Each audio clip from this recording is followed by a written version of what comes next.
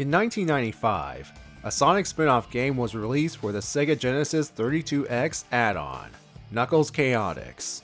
It marked the playable debut of 3 characters, Vector the Crocodile, Espio the Chameleon, and Charmy B.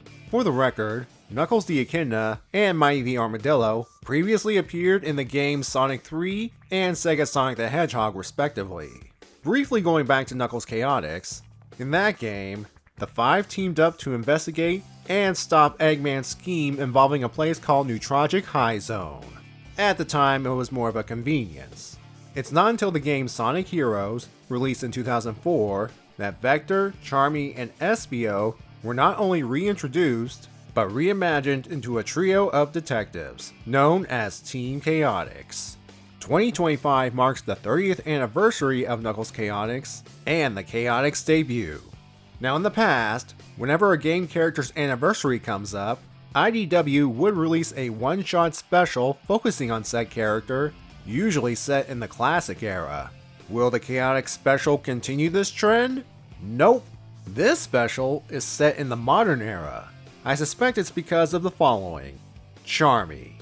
In the modern era, he's 6 years old, and yet here he is in Knuckles Chaotix, a game set in the classic era, which is Sonic's world of the past. We even see the remains of Neutrogic High Zone post Knuckles Chaotix in the Fang the Hunter miniseries, also set in the classic era. Heck, Classic Vector makes a brief cameo in Amy's 30th anniversary special. It's a reminder that, yes, those game events happened. I suspect the reason the Chaotix 30th anniversary special is set in the modern era is because the Sega writers do not want to deal with the paradox that is Charmy B's classic era existence. At least for the moment. I don't know if anything will change in the future. In fact, as far as I'm aware, we do not know the general in-universe time frame between the classic era and the modern era, though there are people out there that love speculating about such things. Anyway, what is this special about, you may ask? In case you haven't read my spoiler card in the beginning, I'll go ahead and reinforce my spoiler warnings right now. Basically, the story revolves around the anniversary of one of the first big cases the detectives ever solved, and we're going to learn about it in a most interesting way. Let's not waste any more time and dive right in. We begin at the Smithsonian Museum, get it, where Sonic and Amy are spending some time together. Amy acts as a tour guide, describing some of the relics on display. Sonic is impressed with Amy's knowledge, and Amy says she dabbles every now and then with hobbies like this. Secretly though, she heavily researched every exhibit the night before, and plans to act as a tour guide to Sonic for the entire day. Well, Amy's planned secret museum day crashes and burns when Vector shows up. The other Chaotix are hanging out in other parts of the museum. Vector is reminiscing about one of the first big cases the group ever solved, which is right here in the museum. In fact, he says it's the anniversary of said case. Sonic wants to hear all about it, and Vector happily obliges. Sorry, Amy, I'm curious about this too. Vector's tale, which utilizes a different art style, Sin City style to be specific, begins back when the detective agency was relatively new and business was slow. It was at this lowest point that they received a job offer from an employee from the Smithsonian, Megany, or is it pronounced Meganai? I'm gonna go with Megany. As Vector noted, she was that desperate. After the Chaotix arrived at the museum, Megany took them straight to her boss, Professor Valdez. He appeared to be a hard case with the way he runs the museum, and he was very skeptical of the Chaotix. Who could blame him? He's dealing with a hyperactive child, a very stern ninja, and a detective looking for the big one. And this is their early days, mind you. So why were they here? Professor Valdez handed them a card, specifically a calling card of an elusive Egyptian-themed master thief named Enigma. According to the Chaotix, Enigma leaves such cards ahead of time at places they intend to rob. So that's why Professor Valdez had Megany hire the Chaotix, to find out what item Enigma is after. Back in the present, Vector's unable to continue the tale because at some point, Sonic and Amy left. No doubt the latter's trying to salvage her museum date. In an exhibit that looks like a Japanese garden, Amy describes the armor worn by the Eastern Mountain Lords and the weapon their ninja opponents used, the shuriken. Amy mispronouncing the weapon's name causes Espio to literally appear and correct her. Amy instinctively swatted at the ninja, but he dodges it no problem. Vector catches up to the group and says this little accident reminds them of Espio's showdown in this very exhibit, which so happens to be related to the anniversary case. Sonic wants to hear about it, and Espio obliges.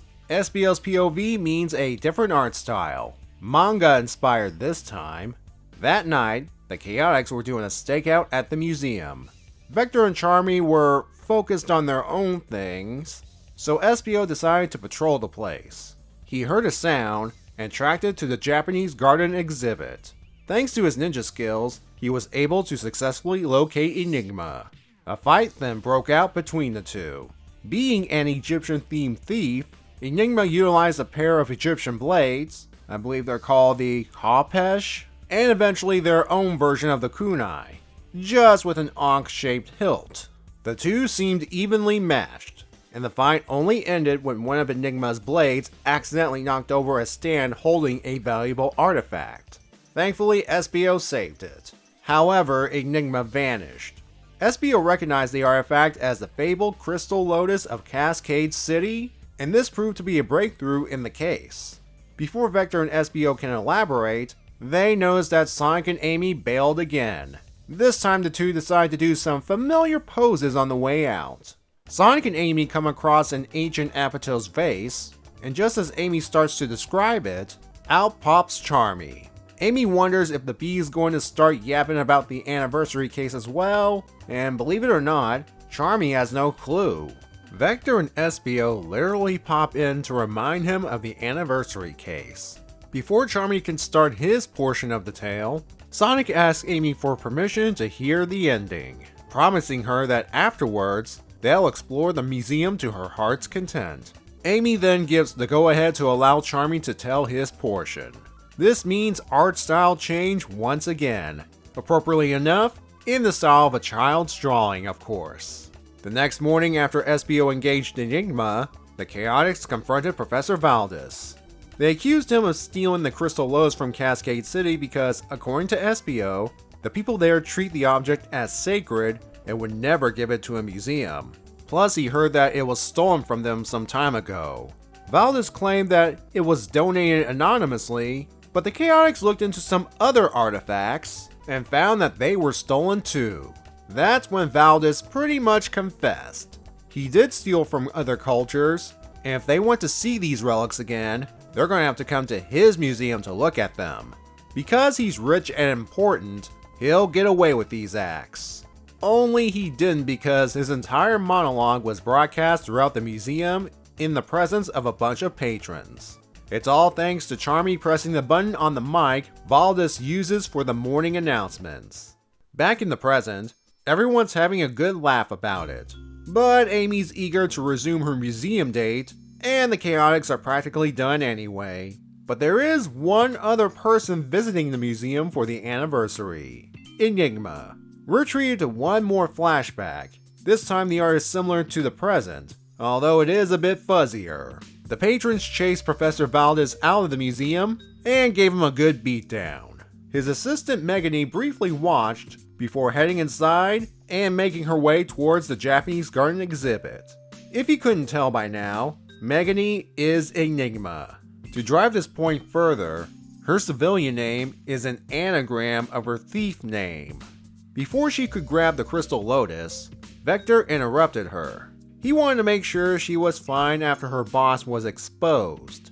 As he was leaving, Megane thought she was in the clear, until Vector pulled out a page straight out of the Columbo playbook. He tossed something straight at her while saying, "Don't forget your card." Said card, by the way, was Enigma's. He knew, and we learned why Megane/Enigma hired the Chaotix. She wanted some bumblers to trip on themselves while she stole the Lotus no problem. But she underestimated them, and it cost her a flawless thieving record. Yet she's not bothered by this loss. In fact, she considered her flawless record dull, and her encounter with the Chaotix brought something she's always wanted: worthy opponents. And she cannot wait until she encounters them again. And thus the Chaotix 30th anniversary special comes to a close. In addition to being set in the modern era, another difference between this 30th anniversary special and the others is that it's not written by Ian Flynn. I have to put an asterisk here because while Ian did write the big story for Sonic's 30th anniversary, other writers contributed to the smaller ones. The Chaotix 30th anniversary instead was written by Daniel Barnes. For those unaware, Daniel's the writer behind the Omega vs. General fight in the 2022 annual, and more importantly, the Scrapnik Island miniseries, which is still my favorite story as of this video. Check it out if you haven't already. Anyway, the story itself is a lighthearted, low-stakes outing. Well, actually, the only thing at stake was the Chaotix business in the early days, and how they were on the verge of collapse. The museum case was the one, I believe, that saved them. They were hired to catch a thief, and they did. 2 of them, in fact. Let's start with the one exposed to the public, Professor Valdez. As a retired archaeologist, naturally he discovered all sorts of relics throughout his career, though he's one of those kind of archaeologists who are in it for the fame and glory, and stealing things from civilizations that aren't quite lost. He even used his fame and wealth to threaten the Chaotix into silence. This is a reminder that in a world where the constant threat is a mad scientist with an army of robots, there are still ordinary jerks out there. Valdez being a vulture is deliberate, as they are known to be scavengers. He thankfully gets his comeuppance thanks to the Chaotix exposing him to the good-natured public, and said public giving him a good whaling. And that's what we saw. Presumably he also loses his job as headmaster, and the authorities would take care of him afterwards. It might not have been exactly what the Chaotix were going for, but I'd bet Valdez being exposed helped get the detective agency on the public's radar, and thus they were able to remain in business to this very day. Barely. All this would not be possible if a certain assistant had not chosen them in the first place. I have to state once again, Meganey/Enigma was hoping for incompetent goofballs so she could easily steal the Crystal Lotus. Goofballs they may be, but incompetent they are not. 2 of them could match her physically and mentally, and the third has an unpredictability that could tip things in the Chaotix favor. Enigma more than likely got the assistant job at the museum to scope out the place, find the most valued relic, which in this case is the Crystal Shard, or alternatively, already knew about the Lotus, steal it, and then just bail. The Chaotix ruined that plan because, if you look at the present day panels, the Crystal Lotus is still at the museum, though you'd think it would be returned to Cascade City after Valdez was exposed. And maybe a replica was made and given to the museum, who knows. So we have another treasure thief in the Sonic series. What makes Enigma different than Rouge and the Babylon Rogues is that she has an Egyptian theme going on. And until the Chaotix, she had a flawless record. On the first point, it makes sense she wears something that pays homage to the Egyptian god Anubis, given that she is a jackal from what I've been told. Wouldn't be the first time the franchise had a masked jackal, though unlike Infinite, Enigma hasn't gotten involved with forces she shouldn't have. On the second point, she had a flawless record before the museum incident. Makes you wonder if she's ever encountered any rival thieves during her perfect record run.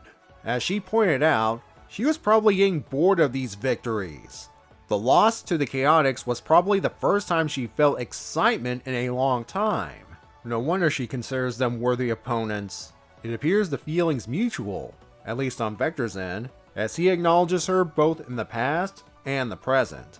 I kinda want to see her return and face the Chaotix again. Besides, I think it's kind of interesting that the Chaotix have a rival for a change. One more thing before moving on. Both Professor Valdez and Enigma were teased months before this comic came out. In this official Sega image for Sonic's 34th anniversary, there are images of the 2 in the background. Given that the place looks like the Chaotix Detective Agency, it would make sense that they have reminders of one of their first successful cases. Special thanks to TV Tropes user 2Truths for first bringing this to my attention. Another big aspect of this special is the way it was structured. Specifically, each member of the Chaotix retelling a portion of the story to Sonic, Amy, and the audience. It appears Daniel went with a Rashomon style of storytelling. Rashomon style, named after the movie of the same name, is basically characters retelling the same events from their point of view, and thus details of one character can be different from details of another. The Rashomon style really kicks in during Charmy's retelling of events, with Vector and Espio correcting him on some details. What sells the premise is the different art styles. Vector's Sin City inspired POV is done by Mauro Fonseca, sorry if I mispronounce your name. Espio's manga inspired portion is done by Ryan Jampole, makes sense in his case due to his past work on stuff like Archie Megaman, and Charmy's kid drawing inspired style is done by Minho Kim. I do have to admire someone who can make art deliberately look like it was done by a child. That takes talent. The present day panels are done by Tracy Yardley, along with Enigma's flashback. I think it's supposed to mean that she had a clearer head on her portion of the events. One of the highlights of this special was the running gag of the Chaotix interrupting Sonic and Amy's museum date. Amy had the whole thing planned with the enthusiasm of a supervillain. Then it squashed again, and again, and again. But then it seems in the end, she will get her museum date with Sonic after all. But it was kind of enjoyable to see her mind break a little, though she did break a piece of the exhibit in the process. Yeah, friends of hers should stop popping up out of nowhere. The resulting hammer swing could cause some collateral damage. Isn't that right, Tails?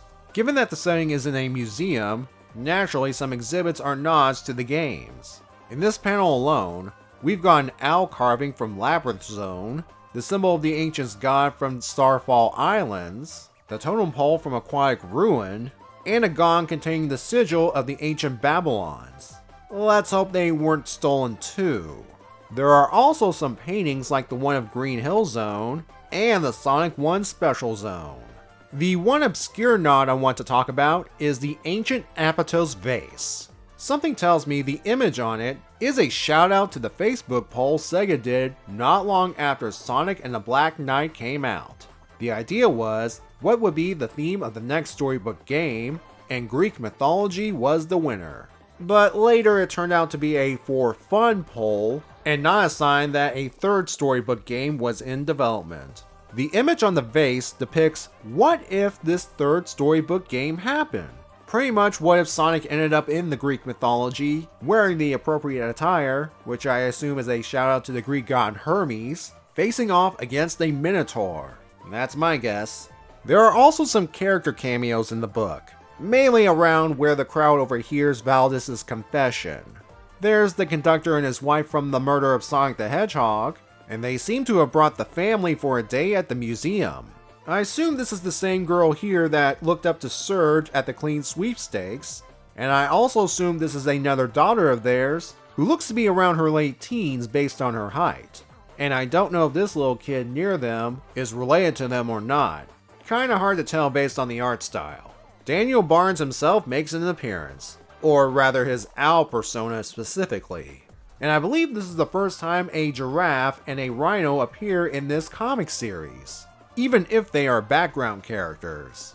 This special may not be for everyone, especially if you're not a fan of the Chaotix. But for those who are, or are curious about this past adventure of theirs, it is a good time. Sonic and Amy perfectly represent the different audience types in this case. The former wants to enjoy the Chaotix tale, the latter is all, I don't care, go away, leave me alone.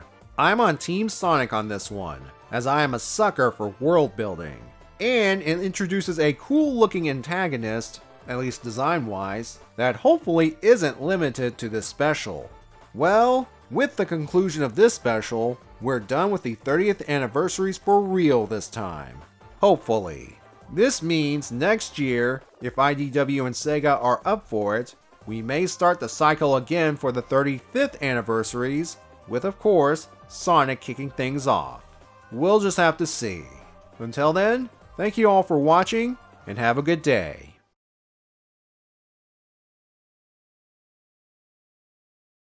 It seems we have an ancient version of Amy's hammer.